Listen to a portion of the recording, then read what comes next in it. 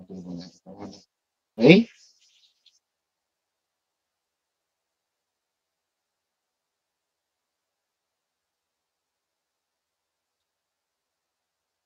Okay. So, ang gagawin muna natin sa ngayon ay susubukan nga natin pagsamahin yung natutunan natin tungkol sa follower kasi ito yung magiging yung sinabi ko previously na mga cam nomenclature.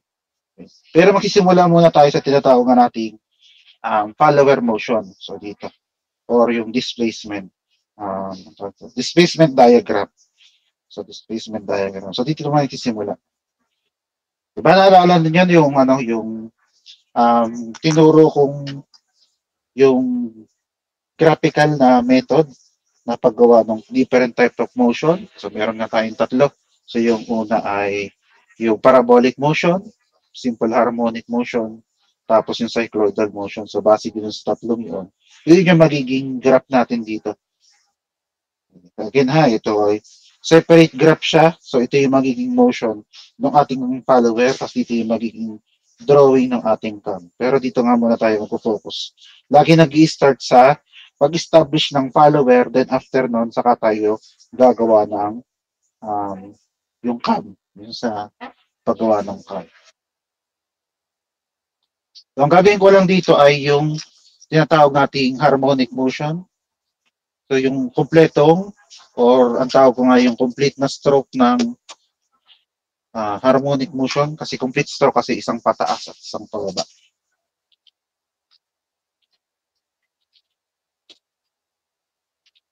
Ating po gamit ko.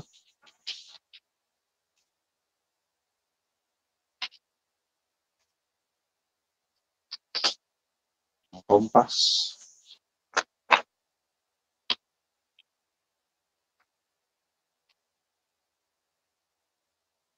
Kunin ko na lang kapag kunong kulang.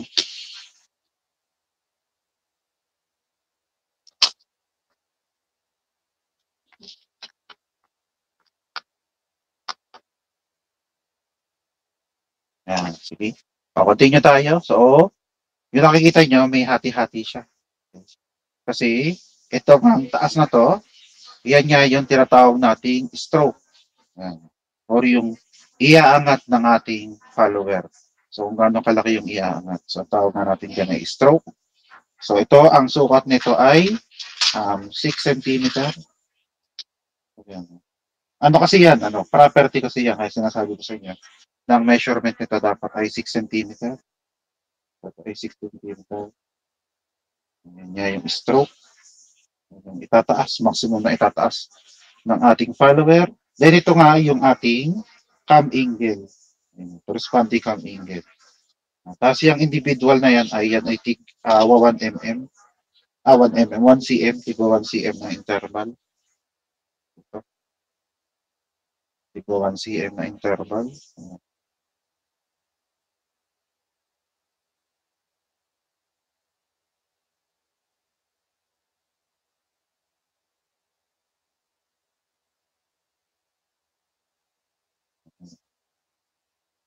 Then after that ay, ito nga, okay, so hinati sa dalawa kasi ang mangyayari niyan, yung magiging uh, interval natin would be for every 30 degrees. So, ibig sabihin, ito isang buong ikot. Again, ito isang buong ikot ng ating cam. So, kung isang ikot, ibig sabihin, 360. Kaya nga ito ay 12. 12 yan. 12 na,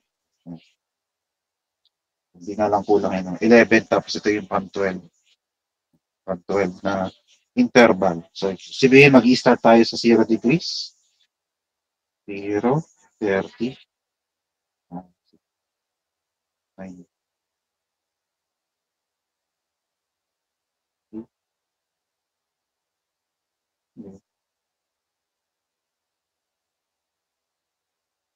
mas target.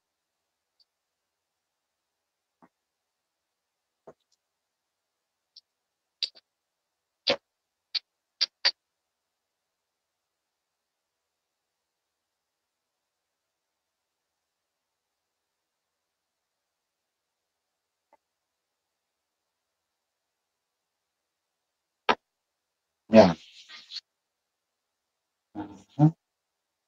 Tapos ito nga ay 120, 150, 180. Yan. Tapos, diretso lang tayo. So, plus 30 lang ng plus 30 ko napansin nyo. So, plus 30 ay 210, 240, 270, 300, 330. At syempre, yung ang isang buong ikot which is 360 degrees yan. Kaya for every 30 degrees yung interval na yan.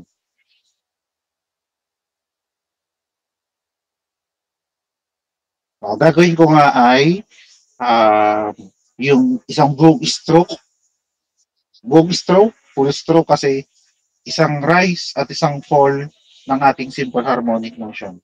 Na since ito ay 12, so sabihin yung anim ay hanggang 180 degrees. Ito, yan yung ating rise, yung full rise, yung buong pagtaas, kaya nga full rise. Tapos, ito ay yung full na fall, full fall, rise at fall.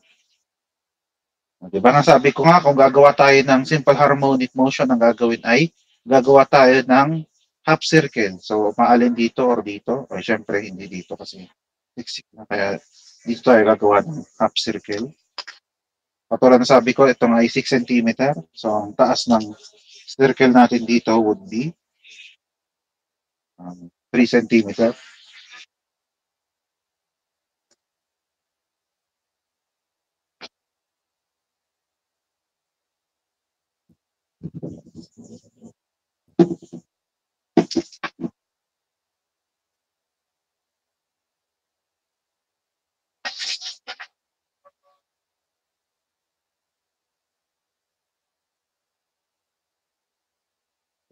Para kita. Kukunin ko nga yung 3 kasi kalahati ng 6, di ba? Kasi nga gagawa nga tayo ng half circle.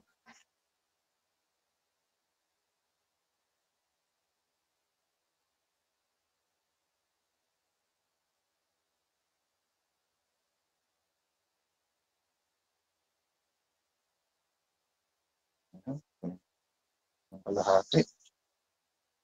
Yung kulang ng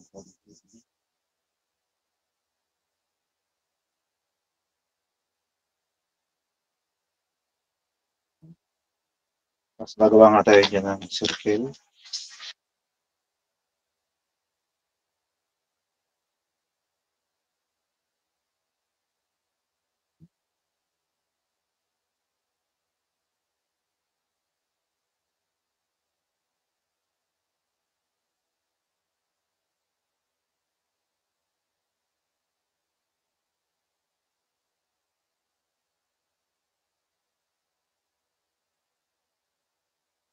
Tapos itong kabila. Kala. Ba't kala? Taas.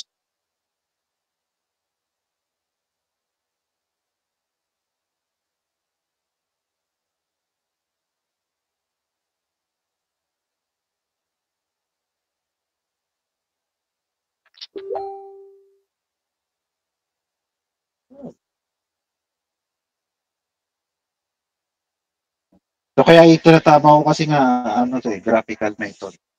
Kapag graphical ay kailangan ay as close as possible yung ating drawing. Para pati lang.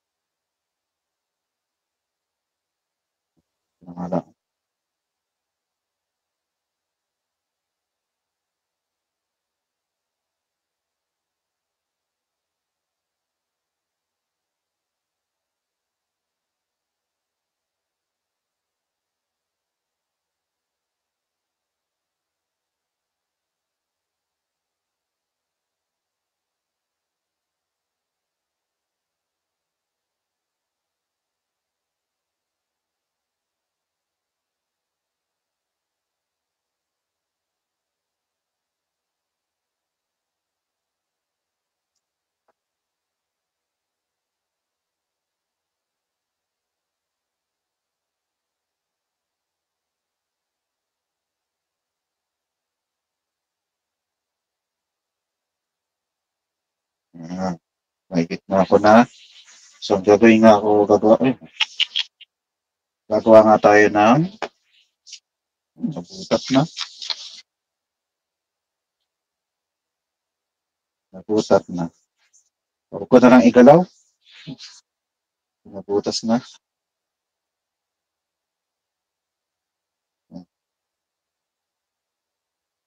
Kailangan kasi ay ano, kaya matagal inaayos. Kasi kailangan yun ay match to sa ilalim. At paano ay malapit ng magmat.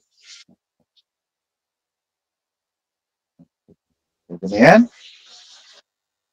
Then pagkatapos ng mahati sa makagawa ng half circle, katulad sabi ko, ito nga ay 6, kasi itong kabila din ulit ay 6, kasi nga 12 lahat ito. Oh. Dahil ito ay 6, so hahatiin din natin sa 6 yung ating bilog.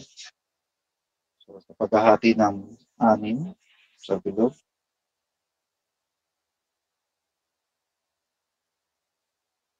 so, ganun. Then after that ay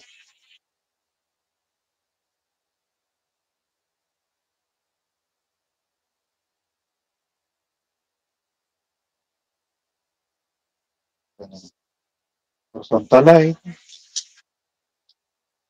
tapos compass. Kung napansin nyo, wala akong ginamit na protractor, nahati ko sa 6 yung bilog. Kaya pag bilog, okay, may particular na special na number yung 6, kasi madaling hatiin sa 6 yung bilog. Katulad na napansin nyo. Wala yung protractor, compass lang yung gamit ko.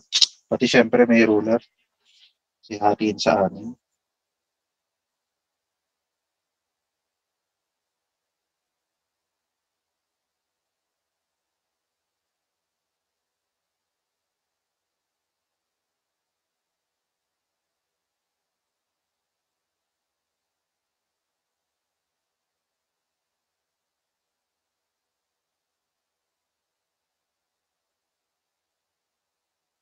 Ah, yan. So nahati na natin siya sa 6. Nakatulad ng sabi ko, ipot ko muna ha. Nakatulad ng sabi ko, since ito ay pataas, pray ko lang to ha, baka magulo kayo dito. So dahil nga siya ay pataas, so sabihin, yung ating numbering din ay pataas. So since ang numbering natin dito hindi 1, 2, 3, kundi for every 30 degrees, so itong numbering din natin dito ay for every 30 degrees. So sabihin, ito pa rin ay 0, ito yung 30, 60, 90, tapos 120, 150, at 180. Pero yan nga, hindi nyo kailangan lang isulat. Hindi kailangan nyo isulat. Kung gusto nyo isulat, walang problema. Para syempre, hindi kayo malito kung yung magkatambal na ano. Yan, ito yung 30, ito yung 30. Makatulad na, may pag naggawa na tayo ng horizontal line. Kasi yung pababa, hindi mula dito sa taas, pababa naman tayo. Eh, ang pinakamataas nga ay 180. So, yung pagpababang direction, edi continuous lang yung ating numbering. So, 180, so 210, 240, ito ay 270, ito ay 300, 330. At syempre, babalik dito sa 0 na 360. Kaso ang gagawin nga natin ay gagawa nga tayo ng horizontal line mula dun sa mga intersection na yun sa bilog. So, babalik na rin ko lang para sure na perpendicular. Dito hindi perpendicular sa vertical.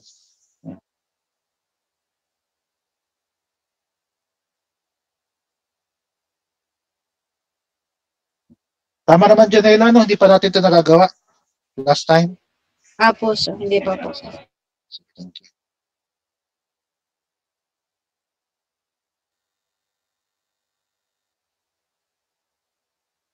Sala ng kaunti, no? Yan, no?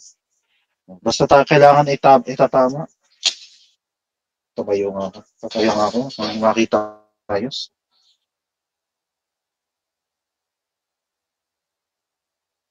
Oh, yan, basta papakita ko sa inyo itatapat ko.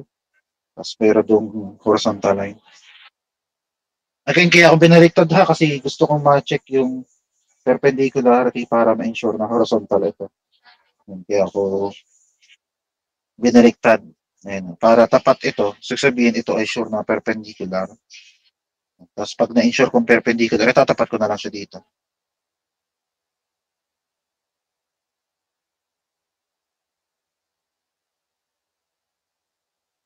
Pag okay na, tapos pag tinignan ko yun nandoon, okay na rin.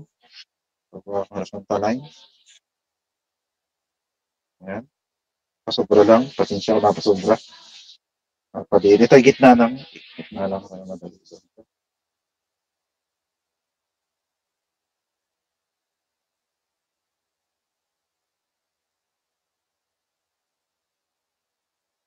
Dito kasi kulang na kasi yung pagiging perpendicular dito. Kaya ang gagawin ko na rin, babalik pa rin ko na ulit.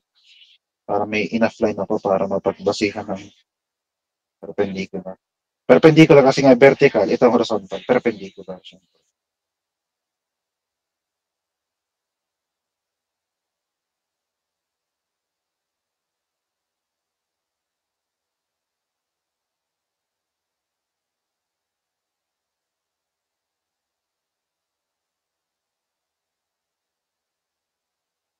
Yan yung magiging itsura niya.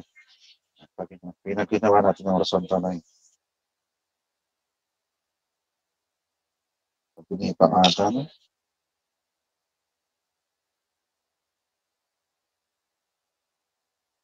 Oo nga, no? Ayun, tabingin nga.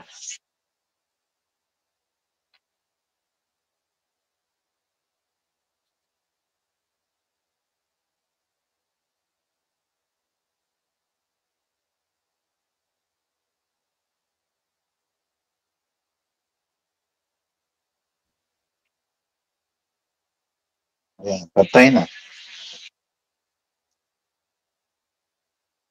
Okay? Nakusahan niya ulit, pag intersekin natin yung magkapara sa angle. So, ito yung 0, at ito yung 30 at 30. So, ito yung intersection niya. Tapos 60 at 60. Ito yung intersection. Tapos 90, 120, 150. Kasi yun ang 150, yun ang 150. Ito ang 150. Kasi nga, yung pinakamataas nga ay 180. So, yung full stroke natin ay 180. Tapos mula sa 180 po, aba na ngayon siya dito. Yung mga intersection nga yan, di 210, yung 210, 240. Pwede nyo kita syempre, no? Kasi tinaldokon ko lang, ayoko na kasing gawa ng malaking bilog. Siguro mas makikita natin kapag tiniris ko na nga siya using yung ating French curve. So tuloy ko lang, 210, 240, 270, 300, 330, tapos 260. Tapos yung curve na yun yung ititrace nga natin using our French curve. So gagamit tayo ng French curve. Ito na sabi ko, walang ibang paraan or walang proper way ng pagpe-French curve kundi kukutuban. So, nung sa palagay niyo ang tama, di yun. Okay? Pag ganito kasi siya, pag ganun, ayun. So, yun, tapos ito, tapos ayun. Kaya pag ganun siya.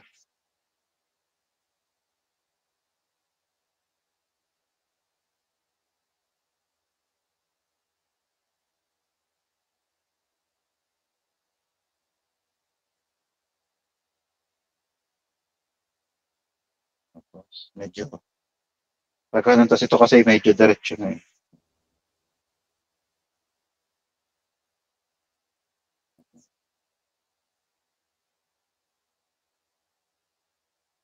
Kulang kasi ito sa ano. Kulang pa, eh, eh, hindi no, kasi magkakaroon dito ng ano, yung corner. Bawal kasi magkaroon ng corner. Siguro dito na lang. Mas may ito. Ito, pwede ito.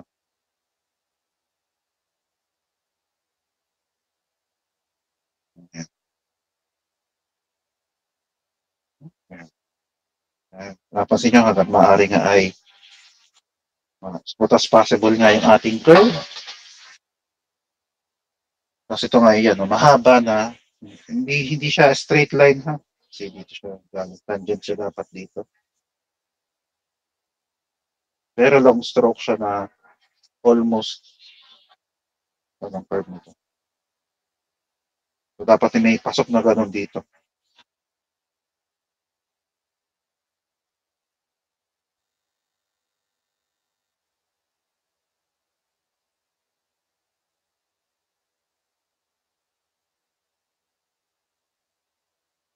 Okay? Tapos yan, itutuloy natin yung pag ganun.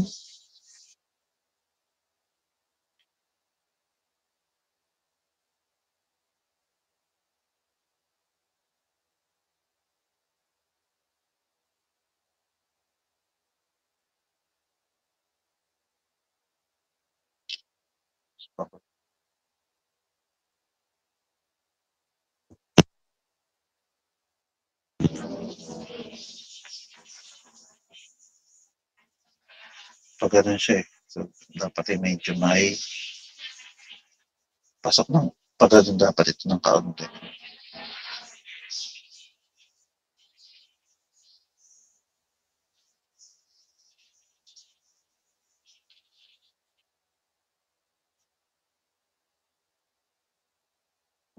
Napababa ito.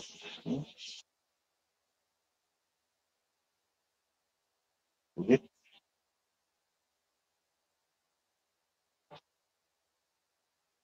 Dapat kasi ay inaas ko ng kaunti. Sige.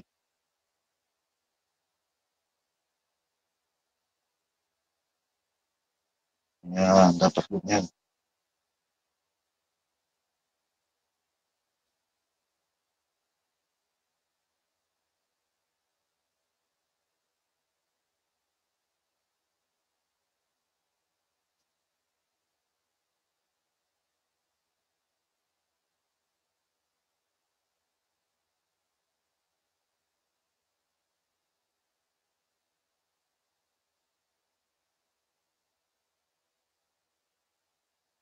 Yan. Ayan na yung ating, yan yung pag-rise. Tapos dito naman yung fall naman.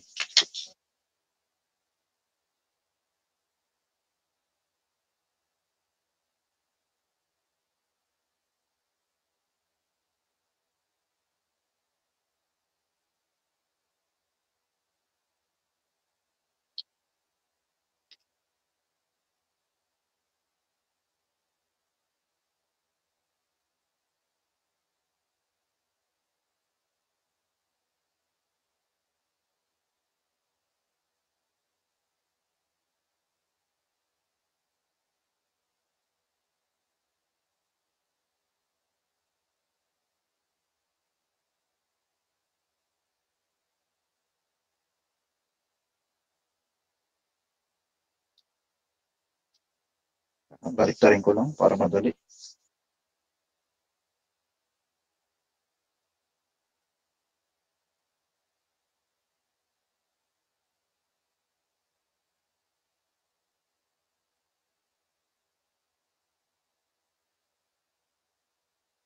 Kaya, bus na yung ano, lapis. Ang lapis. Uy, ano yun?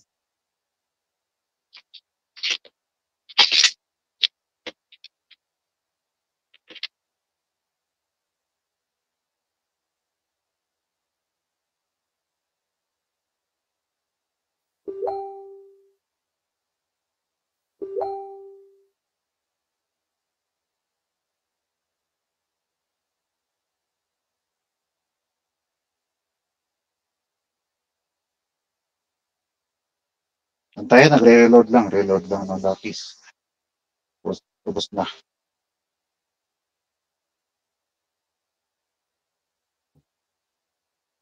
Tuloy natin.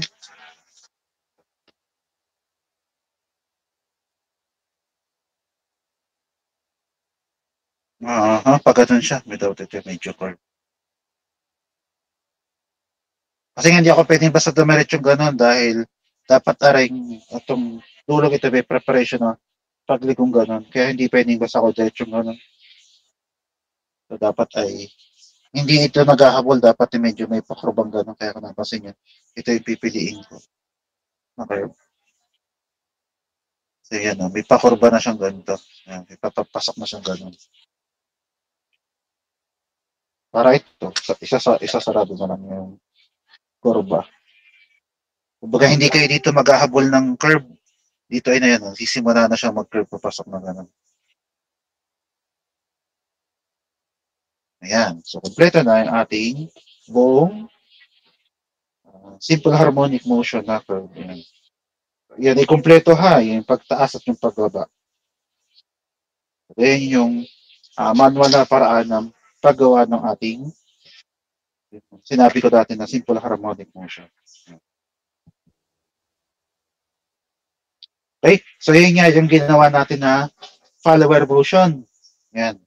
Tapos yung wala dito sa follower motion na yun, yun naman yung gagawin nating magiging yung pinakalabas ng ating cam dito.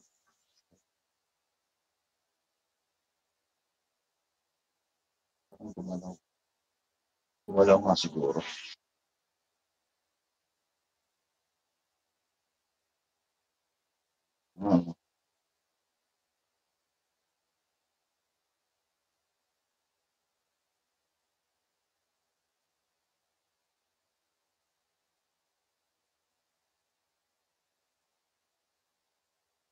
Anyway, sige na nga. Ayan, pwede na. Tapos, ang gagawin nga natin ay itong follower motion na to. Siya naman yung magiging labas ng ating cam profile. Cam profile. So, ang kailangan natin nga para sa cam profile ay una, yung mga property na kailangan natin nga iuna. Siyempre, yung stroke natin na-define na nga natin. So, dito ay buong word mo ng stroke ang lalagay ko, which is ito nga, 6 cm. Ayan yung ating full stroke. Then, ang another property is yung tinatawag nating base circle. So, base circle nga ay kung saan nakapatong yung pinakamababa. So, sabihin, wala nang mas liliit pa sa base circle. Kasi nga yung base circle yun yung pinakamababang position ng ating follower. Tapos ang base circle nga natin ay diameter syempre, dahil nga circle, which is 5 cm. Then, ang last ay kung ikot ng ating cam. O nga, ikot ng cam. Kaya ang tawag sa kanya ay cam rotation. Cam rotation natin ay clockwise direction. Tapos, ang gagawin natin dito ay yung unang type ng follower at ang ating disk type na gagamitin ay disk cam. So, gagamit tayo ng disk cam. Disk cam. Yung C at K, huwag na natin pagtalunan. Basta disk. Disk cam. Tapos ang follower nga natin ay knife edge. Tapos dapat may property yung knife edge. Di ba? Napag-usapan nga natin. So yung mga property nga yun ay yung oscillating, yung radial, inline of offset. Di ba? Kaya ang gagawin natin ngayon nga para kumpleto ay meron tayong disk cam. With anong type ng follower? So, yung una ay nung motion niya. Okay. So, ang gagawin ko dito dahil nga siya ay katapat ng yung pinag-iikutan, itong cross na ito yung pinag-iikutan. Tatawag nga natin sa kanya ay radial. Na ulitin ko lang yung term na radial at inline ay napagpaparehas siya. Kasi nga, ang inline lang kasi ay katapat niya yung center. Ang radial ay mula sa gitna palabas. Di ba yun ang sabihin ng radial? Kaya sila ay can be used interchangeably. Pero ang ginagamit lagi ay yung radial. Para maliwanag na ang motion niya ay taas-baba lang na gano'n. Kasi ang kapartner ng radial ay yung oscillating na mayroong pivot point dito na siyang mag-oscillate back and forth na gano'n. So, ang motion niya ay pa gano'n, so radial. Radial, tapos knife edge follower nga tayo. Knife edge.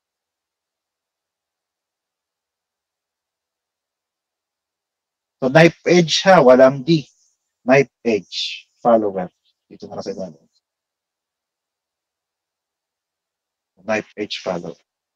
So, yan yung gagawin natin buo. Tatanggalin ko na to ha. Basta tandaan yung radial at inline ay same idea lang siya. Magkaiba nga lang siya ng tinutukoy kasi nga yung inline katapat niya yung gitna ng pinag-iikutan. Pag sinabing radial, mula sa gitna palabas. Or it's more of motion ng ating follower na yun nga, yung motion niya ay mula sa gitna palabas. Ganun. Kaya radial. Okay? So, pag alam na natin kung anong type ng follower pati ng disk pag gagawin natin. Okay?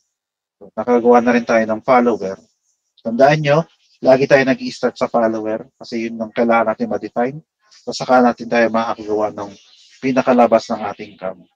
Kaya follower, then saka susunod dun ang cam. So, una muna, syempre nga ay yung base circle. So, dapat yung pinakamababa nito, which is yung zero, ng stroke high. Hindi itong zero ito, angle ito. Yung zero ng stroke natin, dapat siya yung pinakamababa dun sa ating cam. Kaya ang gagawin ko lang, kukunin ko lang yung zero dito. Pinakamababa at tatapat ko ngayon siya dito.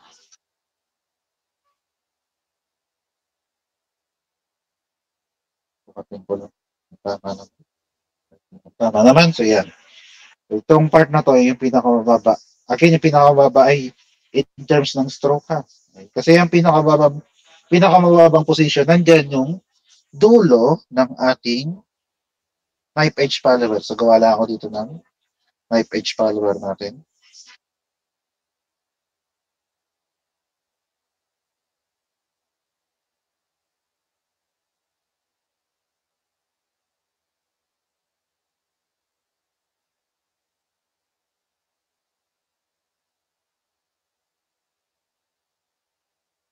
Yan.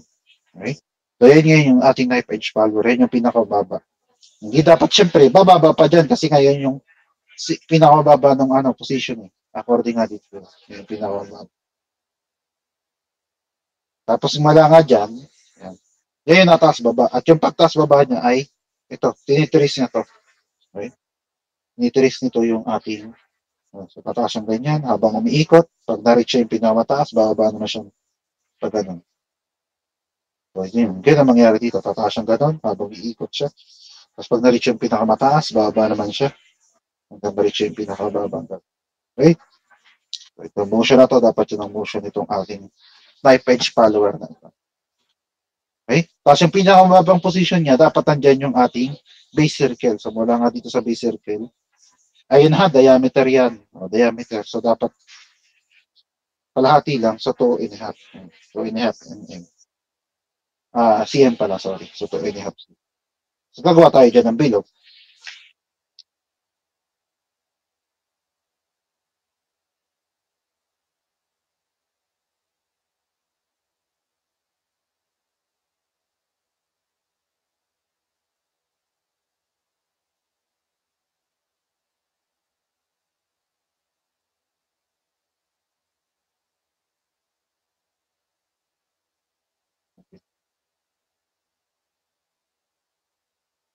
So, gumawa ako ng bilog ha.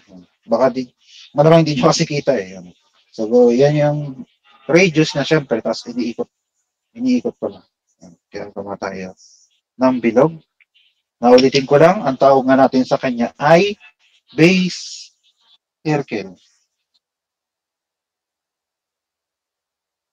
Circle. Base circle. Pwede naman double check, dapat yun ay 5. Ayan. 5 centimeter ang diameter, so walang problema. So, yun ang base circle. The next ay, so base circle, alam na nga natin stroke. Ang sunod ay, yung mga cam angle na ito, di ba sabi ko nga ay for every 30 degrees. So, dapat din ito. Ito nga yung gitna ng ating or dyan umiikot yung ating cam. Nasabi nga natin na ikot ay clockwise. Paano clockwise pa ganun?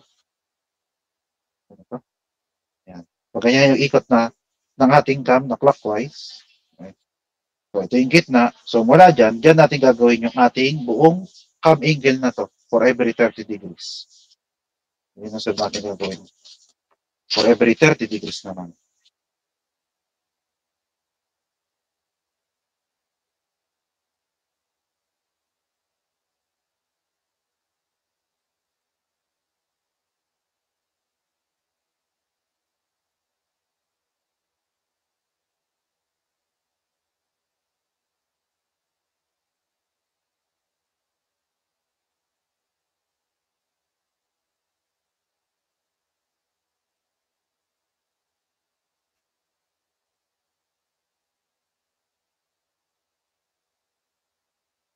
Tapos for every 30 degrees for every 30 degrees. Kaya yung sunod na kong gagawin. For every 30.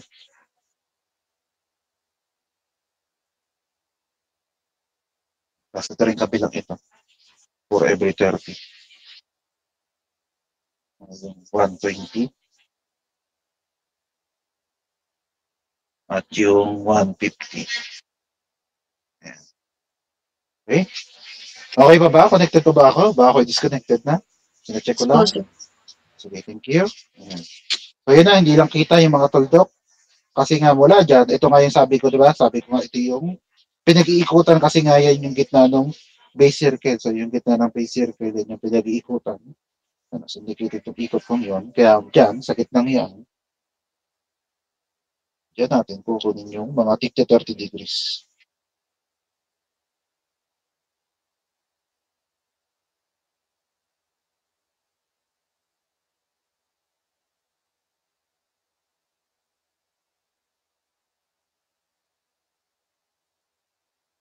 Bitin ata ito.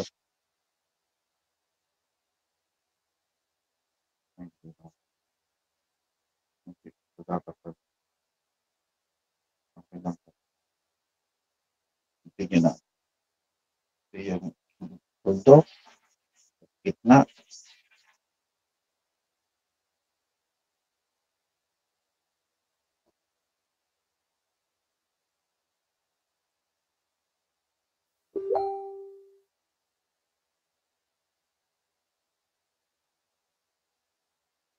Okay? Ayan. So, yan yung for every 30 degrees. Ayan. Kaya nga natin ulit, natin ang for every 30 degrees kasi nga yun yung indicated dito na cam angle natin. Again, itong di ba, itong ang ilalim is either cam angle or time. Di ba yun yung, kung naalala nyo yung nakalagay doon sa drawing. Diba? Cam angle or time. Nakalagay, syempre dito, obviously, ay cam angle. Kasi for every 30 degrees. Kaya itong cam angle natin ay for every 30 degrees. So, ito nga pinakamababang ito ay nasa 0 degrees, na kung saan ito nga siya. Yan o, doon nga natin tinapat yung ating yung follower dito. 0 degrees. So, therefore, ito yung tinatawag natin 0 degrees ng ating cam. So, yan yung 0 degrees ng cam natin. Kasi yung sunod yung 30. Ang problema, syempre, ang interval natin dito ay 30 degrees. So, either ito yung 30 or ito yung 30. So, paano ngayon ang ikot? Okay? Pag ganito ba, 30, 60, 90? Or pakabila, 30, 60, 90? Okay. Pag ganun or pag ganito. So, yung para sa angle, ang gagawin ay titingnan nyo yung cam rotation natin. Ayan, dineclare naman natin na ang cam rotation nga natin ay clockwise direction.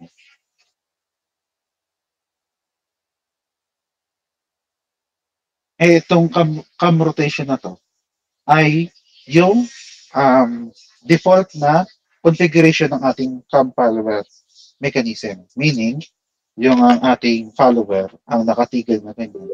Tapos umiikot dito yung ating cam. At ang ikot niya nga ay clockwise rotation. So pag umikot ito, tataas ito according doon sa ating angle na ito. Umikot, tataas. Tapos pag na-reach na yun, dire-diretso siya pang ikot, bababa. So para pag umikot siyang ganyan, tataas, bababa siya ganyan. Tataas, bababa ulit. Okay? Kasi nga, kaya pag ganito, kasi nga yun yung cam rotation natin. Ang problema dito sa drawing natin, baliktad ngayon. Nakatigil ngayon yung cam at ang mangyayari ngayon, itong follower ngayon ay siyang paikutin natin. At dahil baliktad ngayon, okay, dahil follower ngayon ang umiikot at naka-stationary yung cam, ang mangyari, baliktad din yung magiging direction niya. So, kung ang cam rotation natin ay clockwise, so ang magiging rotation ng ating follower would be counterclockwise. So, pag ganito yung ikot ng ating angle. So, sabihin yung para sa 30 degrees, dapat ang ating follower ay nandito.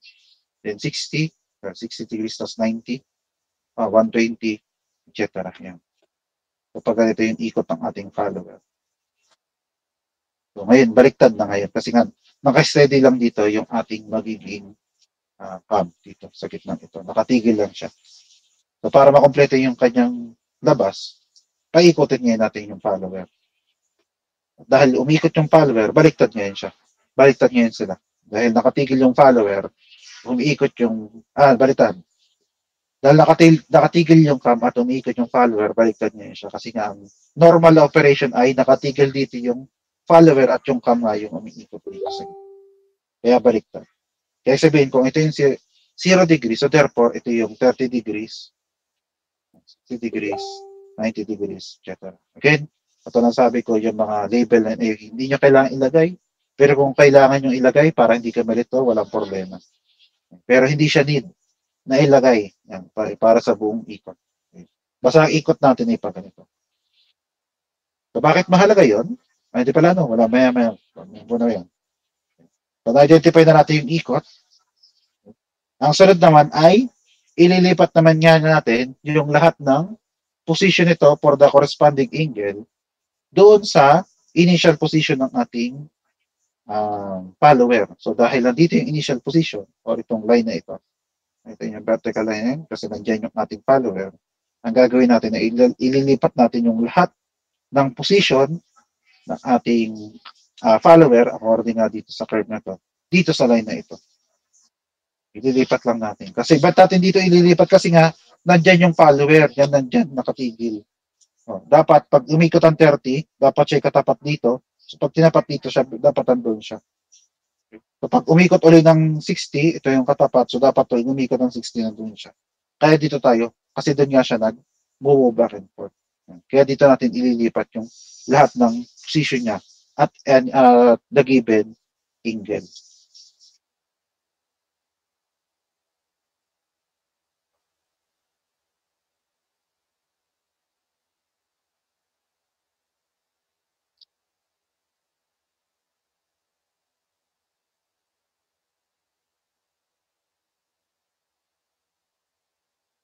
So dito ang gagawin ko lang, ihahabaan ko lang yung line.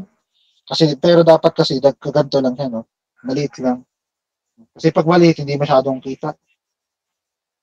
Hindi masyadong kita yung ano. Hindi masyadong kita kapag maliit. Kaya para kita nyo naman dahil naka-zoom out kasi siya. Hindi hahabaan ko na lang ito. Para kitang-kita nyo yan. Itong line na yun na ito. So, ito naman itatapat doon. Tapos diretso lang hanggang doon sa 180. Kasama yung 180 kasi nga, yun yung pinakamataas dito.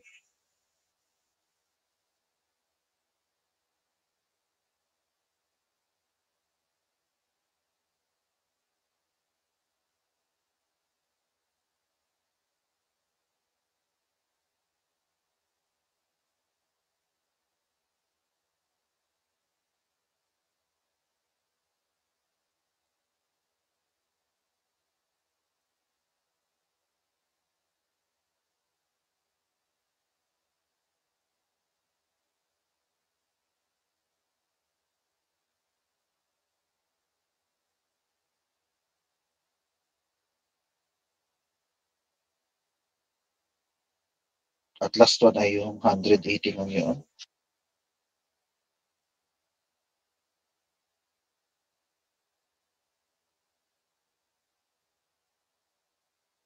Ayan. Okay, yung mga position na yan. Yun yung mga position na doon.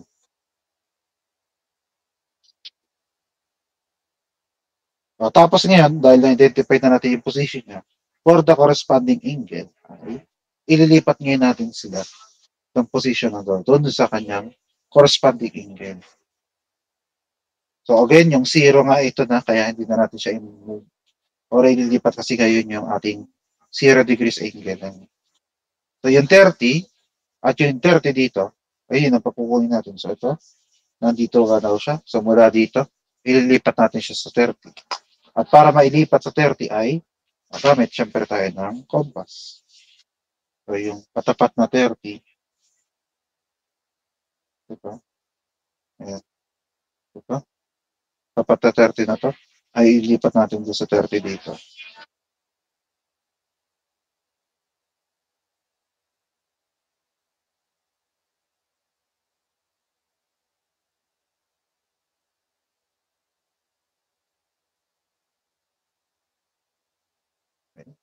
Ayan yung position doon sa 30.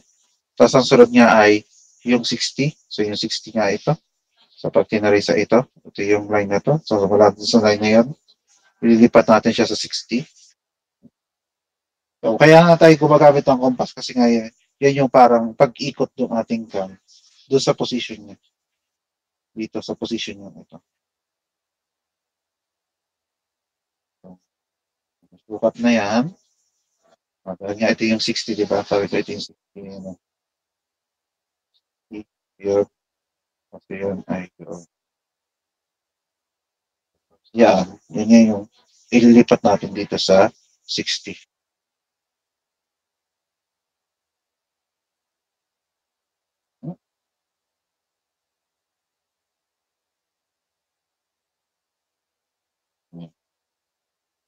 Tapos yun lang, gagawin lang natin siya ng isang buong ikot kasi nga ito ay isang buong ikot hanggang 360.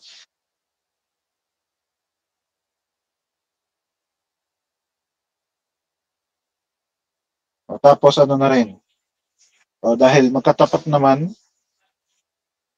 dahil nga ito ay symmetrical, yung ating 30 ay kaparehas sa 330 at yung 60 ay kaparehas ng ating 300. Kaya kung yung ginawa ko kanina sa 60, ito, ay ililipat ko nga lang sa 300 at ang angle ng 300 ay ito.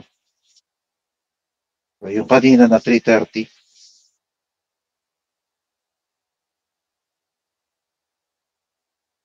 ililipat ko lang dito. Dahil nga ito yung 330. Yan. So, kumpletuhin ko lang yung buong ikot.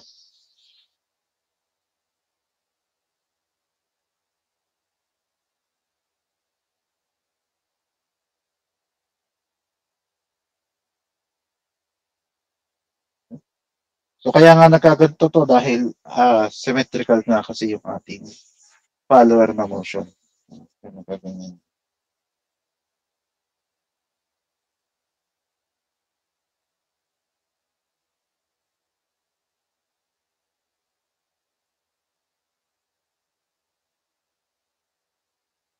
O nga pala, no? Ayun, bago ako malimutan, hindi nyo naman kailangan kumpletuhin yung stroke. Ano yung sabihin ko sa kumpletuhin yung stroke?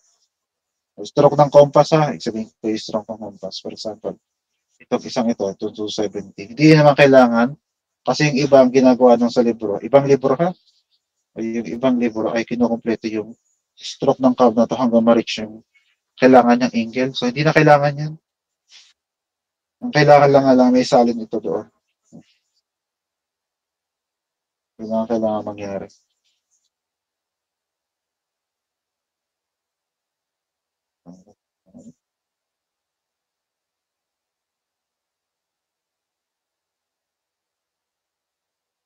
So, yung 180. Okay, so again, hindi niya kailangan kumpletuhin yung buong ikot. So, kahit ano lang, yung buhit lang na ganun, gawin natin. So, then, nakompleto na natin yung buong ikot nito. Okay, so mga yan. O, tapos sa sunod na gagawin, syempre, titingnan natin yung mga intersection na yon.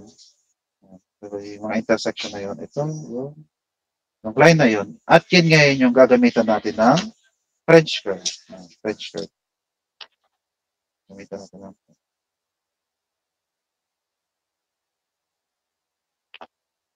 okay pa ba?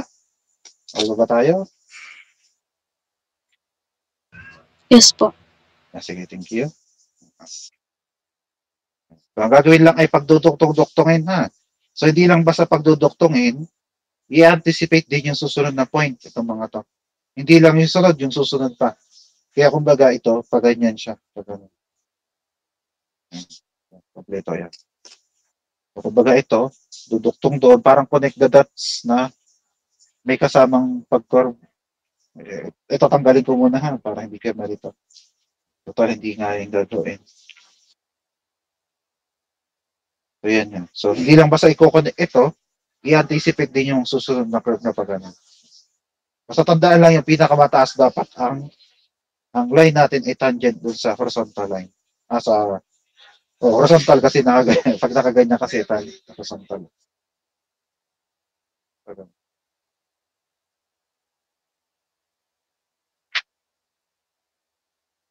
So, hindi lang limited sa isa ha.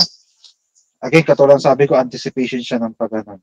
Tapos, ayan, papagano kasi siya. Kaya, kaya, pwede kaya. Ito, kulang to ng ano, kasi bababa siya eh. Kumbaga ito, bababang pag-ano. Kaya kailangan mataas ng kaunti. Ay, ito kaya. Ayan, kulang naman to. Yung kabila kaya.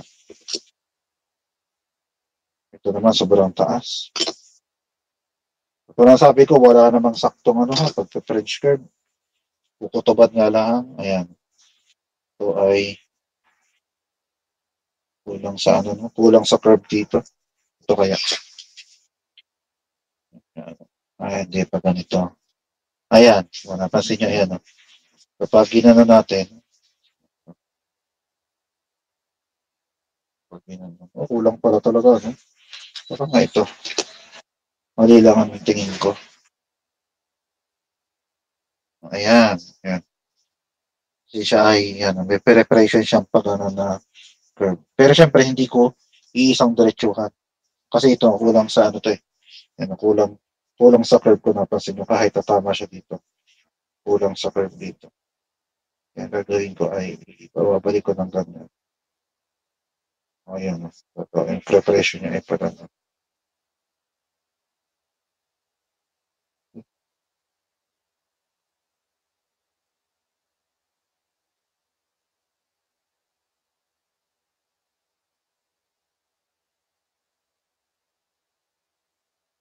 Siguro ay yun. Ito, parang may preparation siyang pag ano.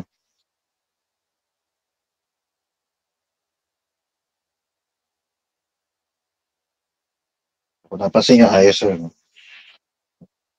May kaunting-kaunti no?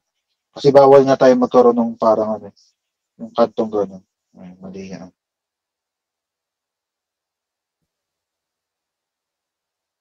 May slight eh. May slight na may kaunting ano nga. Siguro ay, ano to. Mababa ang ano nito. Kulang sa buwelo itong isang ito.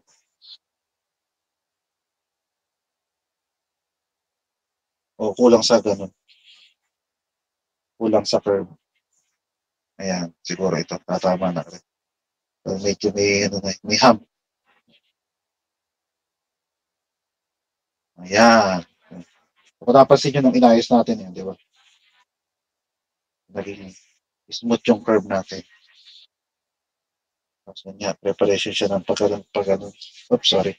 Preparation siya ng pagkaroon.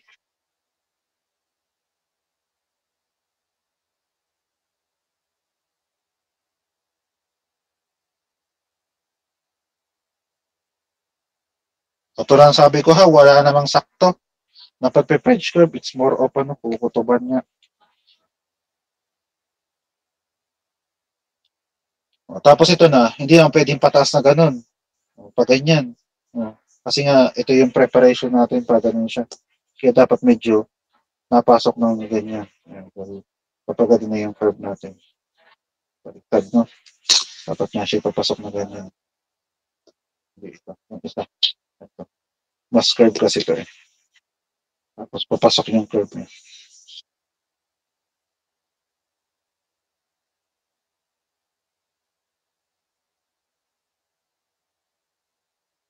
Ayan.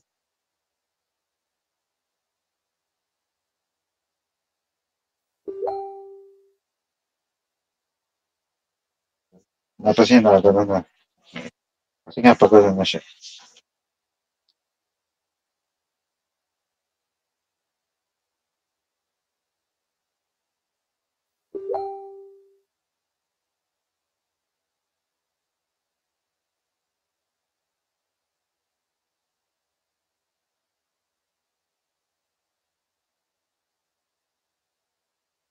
Yan. Tapos yung last, oops, mali, no? Kasi nga yan naman ay, pag gano'n, ay, exaggerated pero mali din yan. So, ang nangyari naman dito ay masyadong ma-curve ito. O kaya kulang ito sa ano, masyadong papasok yung ano, curve natin. Puro ito na lang ipipix natin.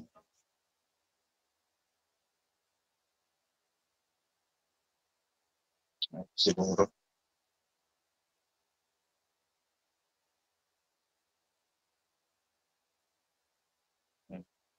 May kaganon kasi.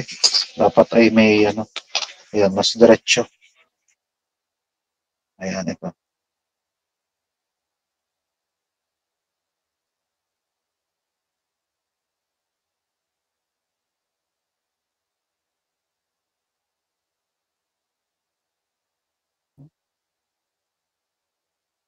Ako, ang mali ko naman dito ay hindi naman katapat.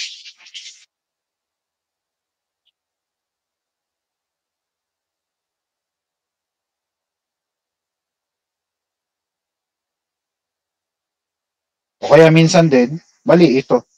Okay. So baka kasi pinipilit ko mali na pala ito. Uurong ako. So hindi ko hindi mag-match. Yung ano dyan. Ito. Ayan. So, dapat ay medyo hindi maano, hindi mabuelo.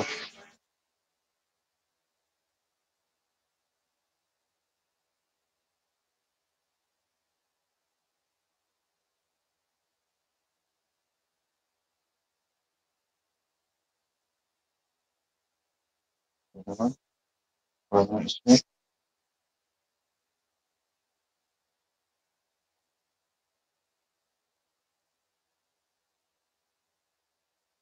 Kulang kasi ito sa ano, sa curve. Yan.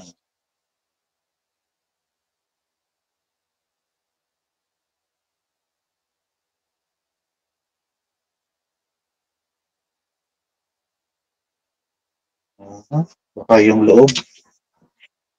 Minsan pwede rin natin gamitin yung loob ng ano, ng French curve.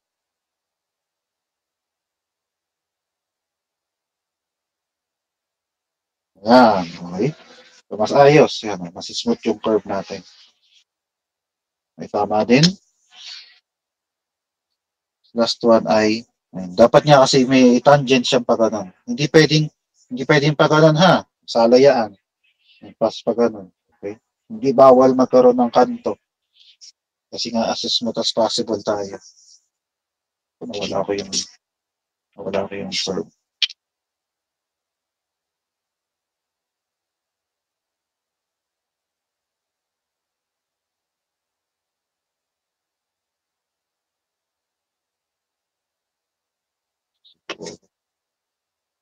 Baliktad. Ayan.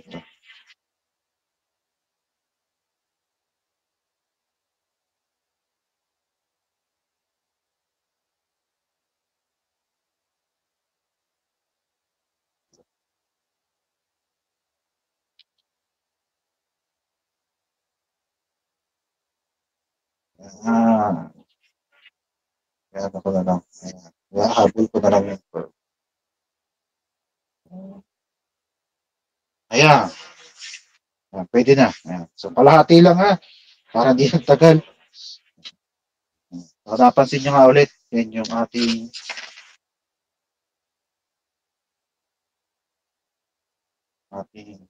kalahati ng cam profile. Kalahati lang. Okay lang na kalahati kasi total ano naman yan eh. Symmetrical naman yung ating cam. Off ko na. Nagawa ko na rin naman siya. Okay. So, symmetrical naman kasi yung cam natin.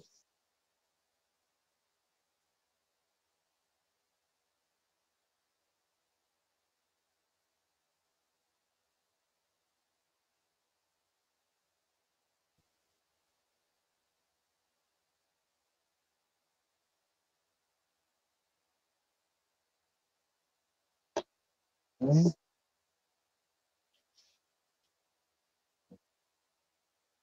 Any question muna? Any question? Kung ito, o malinaw Wala po. naman? Malinaw po. Yeah. Okay. So, ang mangyari nga lang dyan, kasi nga, yung graph, yung follower kasi natin dito ay symmetrical sa 180. So, pwede nga natin siyang itupin pa ganun. Dahil nga ito ay symmetrical dito. Kaya ito rin, pwede rin natin din siyang itupin para ganun. Para makuha naman yung kapila. Siguro lang, ayan, no? Minsan kasi kaya tayo nagkakaproblema dito. Kasi mula pa lang kasi, naghahabol na tayo. Kaya nga dapat ay, yun nga, nag-anticipate tayo. Kasi katulad nito, ito siguro ay masyadong flat. Dapat ito. O kaya masyadong matambok itong gawa ko ito. Kaya kasi ito naging matambok kasi masyadong matambok din yung gawa ko. Kaya nangyayari, naghahabol ako ngayon. Yung ano dyan eh. Kasi masyadong yung tambok meaning yung may ganyan, yung may curve. Kasi simpleng diretsong gano'n ang ating curve. Kapag tayo nag-trace. Again, exaggeration siya.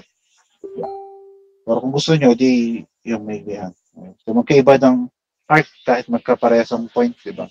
So mas matambok ito, mas mataas kasi yung arc niya kumpara dito sa nasa ilalim.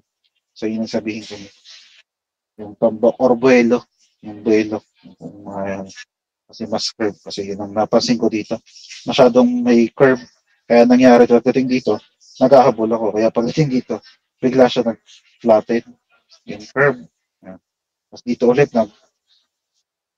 nag-curve ulit ako. Tapos nag-flatten ulit. Hindi ko nahabol. Tapos dito, curve na. Kaya ako napansin niya medyo, hindi lang masyadong halata, pero yan, may medyo tusok itong part na to. Hindi kulang sa buwelo nga ito. Kulang sa curve. Dapat siya papasok mo. But anyway, nagtatagal kasi. Meron pa kasi tayong ibang usapan.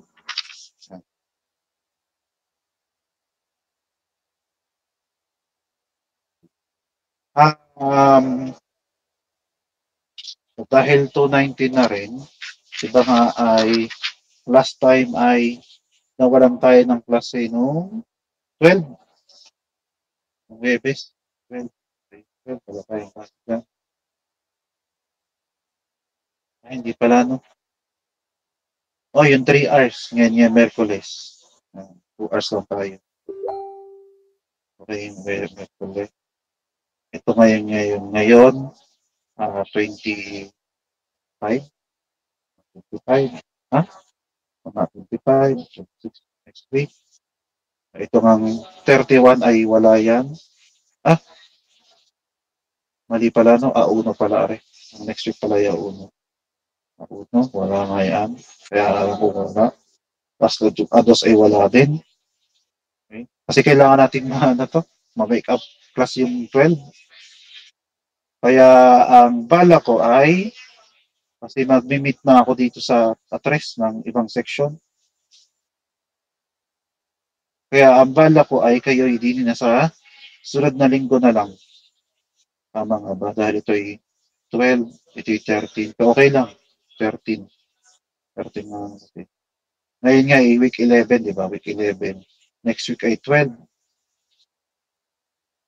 Tapos 13. Dito na lang siguro sa 13 para hindi naman ako hindi kaya malayo naman